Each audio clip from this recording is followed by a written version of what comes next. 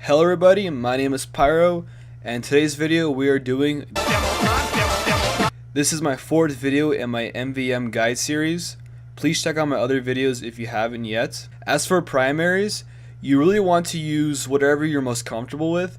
You could use the Iron Bomber if you feel so. You can use the stock, the base jumper, alleyway booties, loose cannon, or even lock and load. Whatever you feel you are most comfortable with. This doesn't matter too much, but for your secondary you want to be using the Scotch Resistance.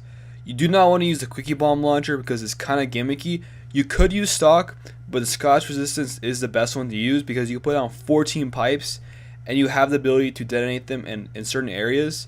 As for melee, you want to be using whatever could benefit you. So you could use the Eyelander. I recommend the half Satoshi because there are some ways where you will be playing against samurai demos and you can one-shot these demos.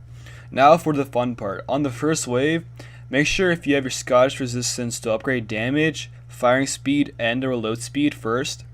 Now why this is important is you want to make sure you focus on upgrading your Sticky Bomb Launcher first.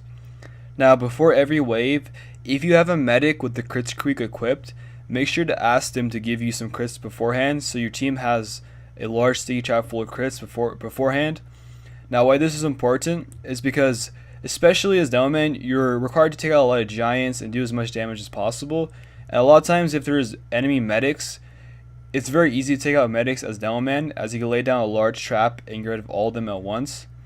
Now once you finish upgrading your Sticky Bomb Launcher, make sure you upgrade your resistance if possible and buy crit canteens, especially crit canteens, because a lot of times the medic doesn't always have crits available, or if you don't have a medic available, it's always useful having crits available whenever you have it or whenever you need it. As far as resistance, like I said, similar to soldier, you don't need it as much, but it's always useful to have. Just because as Demoman, like I said with a soldier, you could play behind lines and you're not very out in the open as much. Now in this clip, I'm kind of out in the open, but a lot of times you could play behind obstacles and a lot of times the enemies can't even hit you. And that's pretty much it for this guide, guys.